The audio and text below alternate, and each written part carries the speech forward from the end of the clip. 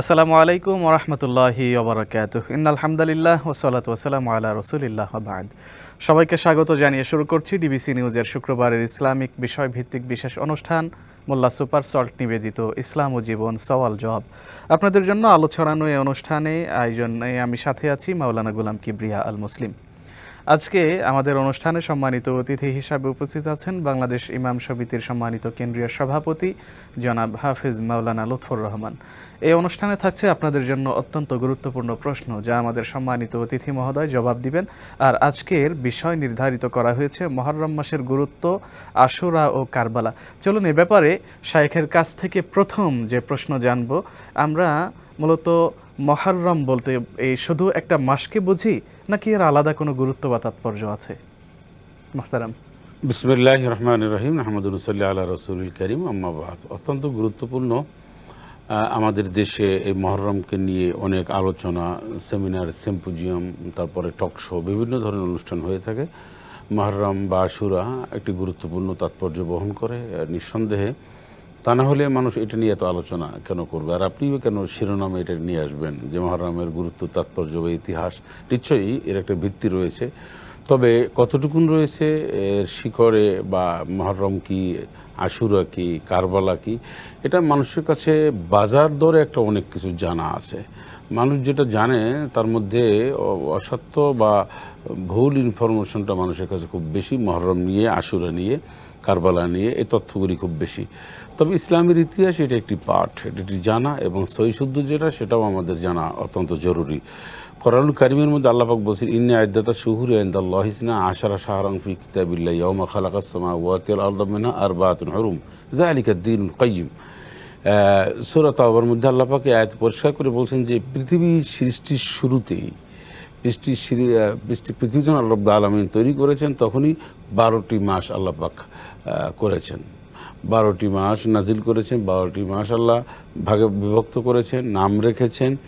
এবং এটি আল্লাহ রাব্বুল আলামিন বলেন এর মধ্যে 4টি মাস হচ্ছে হারাম, পবিত্র বলা হয়। তো এর মধ্যে তো এখন আমরা কিন্তু জানি যে মাসগুলি জানুয়ারি, ফেব্রুয়ারি অথবা বৈশাখ, জ্যৈষ্ঠ, আষাঢ়, শ্রাবণ, যে মাসগুলি আমরা বলে থাকি, এগুলি পৃথিবীর মানুষের সৃষ্টি, মানুষ এটাকে নামকরণ দিয়েছেন। কিন্তু আরবি এবং আল্লাহ রাব্বুল আলামিন শুরুতেই, পৃথিবীর শুরুতেই মাস সৃষ্টি করেছেন 12টি।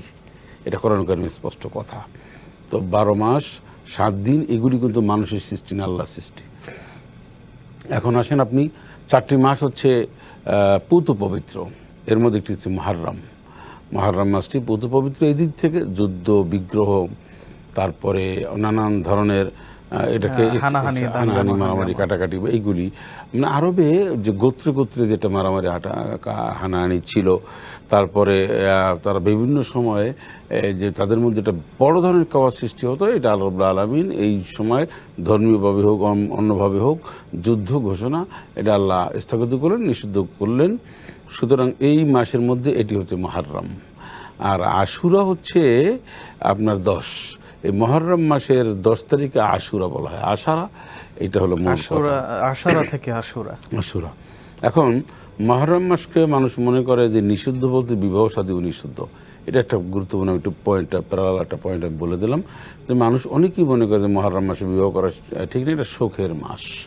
কে বলছে শোকের মাস? মুহররম মাসে এই মাসটা অত্যন্ত গুরুত্বপূর্ণ, তাৎপর্যপূর্ণ, শিক্ষণীয়, এটা সব ঠিক আছে, কিন্তু তাই বলে শোকের মাস না। শোক পালন করতে গিয়ে অনেকে হুসাইন রাদিয়াল্লাহু তাআলা আনহুর নামে মাতম করেন, তাজিয়া মিছিল করেন, নিজের শরীরে আঘাত করেন। এগুলো শরিয়া পারমিট করে কিনা? আমি আসতেছিলাম সেলাইনি যে আশুরা মুহররম মাসের 10 তারিখ আশুরাটা কেন প্রসিদ্ধ? আশুরা মুহররম মাসের 10 তারিখ। এখানে অনেক ইতিহাস রয়েছে, অনেক তথ্যপত্র রয়েছে, কিছু দুর্বল হাদিস রয়েছে, সহি রয়েছে। এই মুহররম মাসের 10 তারিখে অনেকগুলি ঘটনা ঘটেছে পৃথিবীতে। আদম আলাইহিসসালাতু ওয়াসসালামের ক্ষমার কথা বলা হয়েছে, হযরত ইউনূস আলাইহিসসালাতু ওয়াসসালামের মাছের পেট থেকে মুক্তির কথা বলা হয়েছে। বিশেষ করে মুসা আলাইহিসসালাতু ওয়াসসালাম, এইটা হলো যে বেশি সহি, যে তিনি সমুদ্র পার হয়েছিলেন, ফেরাউন ডুবে গিয়েছিল, অর্থাৎ ফেরাউনের কবল থেকে হযরত মূসা আলাইহিস সালাম এবং তার উম্মতেরা পরিত্রাণ পেয়েছিল। একটি সন্ত্রাসী, একটি স্বৈরশাসকের কবল থেকে মুক্তি পেয়েছিলেন এবং সেই স্বৈরশাসক যেটাকে বোঝায় ফেরাউন, সে তাকে নিচ্ছিন্ন করে দেওয়া হয়েছিল। আমরা এইটাকে শুধু প্রাধান্য দেব, বা এইটাকে প্রাধান্য দিতে গিয়ে আমরা আমাদের সমাজে যা কিছু করি, দেখি, শুনি, এটা সত্যিকার অর্থে অত্যন্ত মর্মান্তিক, অত্যন্ত দুঃখজনক। কি সেটা হচ্ছে ইমাম হোসেন রাদিয়াল্লাহু আনহু তিনি কেন কারবালা প্রান্তে তিনি শাহাদাত বরণ করেছেন, এটা আমরা জানি না, এটা আমরা বিশ্লেষণ করি না, আমাদের এটা জানার বিষয় না বলে আমরা মনে করি। আমরা শুধু জানতে চাই কেন তাকে হত্যা করা হলো, তিনি যে কেন নিহত হলেন, শাহাদাত বরণ করলেন, কিসের কারণে, ভিউটা কি, উদ্দেশ্যটা কি, সেইটা। 60 হিজরি 60 সনে আমির মুআবিয়া রাদিয়াল্লাহু তাআলা আনহু একজন বদরি সাহাবী ছিলেন, রাসূলুল্লাহ সাল্লাল্লাহু আলাইহি ওয়াসাল্লাম একজন প্রখ্যাত সাহাবী ছিলেন, খুব উঁচু মাপের সাহাবী ছিলেন। আমরা শুরুতেই বলতে চাই, পৃথিবীতে আমরা কোনো সাহাবীদের ব্যাপারে কোনো মন্তব্য করতে চাই না, কারণ সাহাবীদের পায়ের ধুলোর সমতুল্য আমাদের না। সেজন্য সাহাবীরা যদি কোনো ধরনের কোনো ত্রুটি করে থাকেন, সেটা আল্লাহ দেখবেন, সেটা সমালোচনা করার অধিকার আমার নাই। সুতরাং হযরত মুআবিয়া রাদিয়াল্লাহু তাআলা একজন বদরি সাহাবী, প্রখ্যাত সাহাবী, একজন রাসূলুল্লাহর একজন নিকটতম সাহাবী। উনি ইন্তেকাল করার পরে এই সময় তার ছেলে ইয়াজিদ সে যে গভর্নর হলো, সেই গভর্নর হওয়ার কারণে সেই দামেস্কের অঞ্চলের গভর্নর হলো, খলিফা নির্বাচিত হলো, বা সে নির্বাচিত হইল, তাকে করা হলো যেভাবেই হোক। এখন উনি ওইখানে বসেই ইমাম হোসেন রাদিয়াল্লাহু আনহু চিঠি লিখলেন যে মদিনার গভর্নরকে, যে হোসাইনকে আমার বায়াত গ্রহণ করতে বলো, মানে আমার আনুগত্য করতে বলো, আমাকে মেনে নিতে বলো। একটা সরল ভাষায় আমরা বলি, হোসাইন রাদিয়াল্লাহু তাআলা আনহু দেখলেন যে ইয়াজিদ হচ্ছে দুশ্চরিত্র, হতে পারে একজন সাহাবীর সন্তান, হতে পারে সে, কিন্তু সে এমন কোনো কাজ নাই, যে এমন কোনো অপকর্ম নেই, এমন কোনো ইসলাম বিরোধী কাজ নেই যেটার সাথে সে জড়িত না। ইমাম হোসেন রাদিয়াল্লাহু তাআলা বলেন এটা আমার পক্ষে সম্ভব না। তিনি সপরিবারে মদিনাতুল মুনাওয়ারা থেকে মক্কায় তিনি চলে গেলেন, জিলহজ মাসে তিনি একটা সময় চলে গেলেন। তো তিনি 5 মাস ওখানে ছিলেন। 5 মাস উনি ওখানে ছিলেন। সে 5 মাস মুহররম গেল, সফর গেল, জিলকদ গেল, তারপরে শাবান মাস গেল, রমজান গেল। এই মাসগুলি উনি ওইখানে বসে তিনি মক্কাতুল মুকাররমায় ওইখানে অবস্থান করেছিলেন। এখন এইখানে অবস্থান করার পরে বারবার আপনার ইয়ার থেকে কি বলে কুফার থেকে বারবার চিঠি গেল, অন্তত 1200 চিঠি। সে মতো ইমেলের কোনো ব্যবস্থা ছিল না, এই একাধিক চিঠি গেল তাকে। কেন? যে আপনি এই কুফায় চলে আসেন, এখানে সমস্ত লোকজন আপনার জন্য অধীর আগ্রহে বসে আছে, আপনি আনুগত্য করো, আপনাকেই বায়াত গ্রহণ আপনার কাছে আমরা করবো, আমরা ইয়াজিদের কাছে বায়াত গ্রহণ করবো না। এটা ছিল একটা ফেক চিঠিগুলি, ছিল প্রতারণা ছিল। এই প্রতারণা ইমাম হোসেন রাদিয়াল্লাহু আনহু ছিলেন রাসূলুল্লাহ সাল্লাল্লাহু আলাইহি সাল্লামের, তার চেহারা, তার সহজ সরলতা সব উনি পেয়েছিলেন। উনি অসংখ্য মানুষকে জানতেন যে হ্যাঁ, কুফার লোকজন আমাকে ভালোবাসে, ইতিপূর্বে আমার বাবাকেও ভালোবেসেছেন। উনি ওনার ভাই মুসলিম ইবনে আকিল চাচাতো ভাইকে পাঠাই দিলেন, গিয়ে তিনিও সাক্ষী দিলেন হ্যাঁ, আপনাকে সবাই ভালোবাসে, কুফার গণ্যমান্য ব্যক্তিরা, নেতৃবর্গ যারা রয়েছেন তারা আপনাকে ভালোবাসে, আপনি আসলে আর সমস্যা নেই। তিনি এক পর্যায়ে অনেকের কাছে পরামর্শ করলেন, উনি আসতে চাইলেন না, ওনাকে সবাই নিষেধ করলেন। পরবর্তী উনি আসলেন। এখন আসলেন এর কারণ হচ্ছে যে ইয়াজিদ মক্কা দখল করতে পারে, মক্কা তার উপর আক্রমণ করতে পারে। চিন্তা করলেন যে আমার কারণে, আমি নবীর নাতি হিসাবে এই মক্কায় অবস্থান করার কারণে যদি আমার উপরে কোনো আক্রমণ হয়, মক্কার ক্ষতি সাধন হয়, সব দিক বিবেচনা করে উনি চলে গেলেন জিলহজ মাসের 8 তারিখে। হ্যাঁ, হজের সবাই যখন হাজিরা যখন মিনা মুজদালিফা আরাফাতের দিকে যখন যাচ্ছেন, উনি প্রতিমধ্যে চললেন। কিছু যাওয়ার পরেই ওনার কাছে নিউজ আসলো যে ওনার যে চাচাতো ভাই মুসলিম ইবনে আকিল, সে তাকে শাহাদাত বরণ করেছে, তাকে হত্যা করা হয়েছে। তারপরে উনি চলে গেলেন। যাওয়ার পরে ওনাকে আমরা এই ঘটনা আরো বিস্তারিত জানবো ছোট্ট একটি বিরতির পর। প্রিয় দর্শক, আপনারা দেখছেন ইসলামিক বিষয়ভিত্তিক বিশেষ অনুষ্ঠান মোল্লা সুপার সল্ট নিবেদিত ইসলাম ও জীবন সওয়াল জবাব। এ পর্যায়ে নিচ্ছি ছোট্ট একটি বিরতি, সঙ্গেই থাকুন। বিরতির পর আবারও ফিরে এলাম প্রিয় চ্যানেল ডিবিসি নিউজের পর্দায়। শুক্রবারের সাপ্তাহিক অনুষ্ঠান মোল্লা সুপার সল্ট নিবেদিত ইসলাম ও জীবন সওয়াল জবাব। আজকে আমাদের অনুষ্ঠানে অতিথি হিসাবে আছেন বাংলাদেশ ইমাম সমিতির কেন্দ্রীয় সভাপতি জনাব হাফিজ মাওলানা লুৎফর রহমান সাহেব। আজকের আলোচনার বিষয় মুহররম মাসের গুরুত্ব, আশুরা ও কারবালা। এ ব্যাপারে আমরা সুস্পষ্ট ইতিহাস আমরা শুনতেছিলাম, এবারে বাকি অংশ শুনবো ইনশাআল্লাহ তাআলা। মুহতারাম, ৮ জিলহজের পরবর্তীতে আমরা এই কারবালার ইতিহাসটা অনেক লম্বা, এটা টেলিভিশনে আসলে এটা ইতিহাস বলা যায় না, তো সংক্ষিপ্ত কিছু না বললে মানুষ আসলে কারেকশন কিভাবে হবে, এই জন্যই আমার মূলত বলা। উনি মনস্থ করলেন, কুফায় অবস্থান করলেন, এক পর্যায়ে উনি চলে গেলেন। সেই সময় ইয়াজিদ হাজার হাজার, অন্তত ২০,০০০, কেউ বলছেন ২০, কেউ বলছেন ৩০, ২০,০০০-এরও বেশি সৈন্য দিয়ে তাকে নানানভাবে আটকানো হলো, তার পথ রুদ্ধ করা হলো, ফুরাত নদী তীরে পানি বন্ধ করে দেওয়া হলো, তাকে নির্মমভাবে শাহাদাত বরণ করতে হয়েছে। তিনি কিন্তু অন্যায়ের সামনে মাথা নত করেননি। তিনি একটা মানে স্বৈর শাসন, জুলুম, নির্যাতন, নিপীড়নের সামনে আপোষ করেননি। ইমাম হোসেন রাদিয়াল্লাহু যদি এই সময় বলতেন যে ঠিক আছে ইয়াজিদ, তুমি তোমার কাজ করো, আমি আমার কাজ করি, মিউচুয়াল করতে পারতেন, তিনি তা করেননি, কারণ আপোষ করা উনি শিখাননি। এখান থেকে শিক্ষা হলো সত্যে অন্যায়ের সামনে মাথা নত করা যায় না, সত্যকে ধারণ করতে হয় এবং মানুষের অধিকার প্রতিষ্ঠার জন্য যে সংগ্রাম করতে হয় এবং একজন অসৎ মানুষকে নেতা হিসাবে মেনে নেওয়ার যে কোনো সুযোগ নাই ইসলামে, এটা ইমাম হোসেন রাদিয়াল্লাহু তাআলা পরিষ্কার করে ঘোষণা করে দিয়েছেন যে একজন অসৎ খারাপ মানুষকে কোনোভাবেই নেতা নির্বাচন করা যাবে না, তাকে তার আনুগত্য করা যাবে না। এটা হচ্ছে কারবালার ১ নম্বর শিক্ষা। যে মোহতারাম, পবিত্র মুহররম মাসের যে আশুরা আমরা রোজা রাখি, এই আশুরার দিবসে রোজা রাখার নীতিমালা আসলে কি? অত্যন্ত গুরুত্বপূর্ণ। রাসূলুল্লাহ সাল্লাল্লাহু আলাইহি সাল্লাম মক্কা থেকে যখন মদিনাতুল মুনাওয়ারায় গেলেন, গিয়ে দেখেন যে ইহুদি এবং অন্য যারা আছে তারা সিয়াম সাধনা করছে, মানে রোজা রাখছে। নবীজি বললেন, তোমরা রমজানের রোজা রাখো না, মানে এখন তোমরা কি হিসাবে রোজা রাখছো? তখন তারা বলল যে আমরা রোজা রাখছি, হযরত মূসা আলাইহিস সালাতু ওয়াস সালাম এই দিনে ফেরাউনের কবল থেকে, ফেরাউনের কাছ থেকে মুক্তি পেয়েছিলেন, আর ফেরাউন ডুবে শেষ হয়ে গেছে। বনি ইসরাইলরা এই কথা তারা রাসূলুল্লাহ সাল্লাল্লাহু আলাইহি সাল্লামকে জানালেন।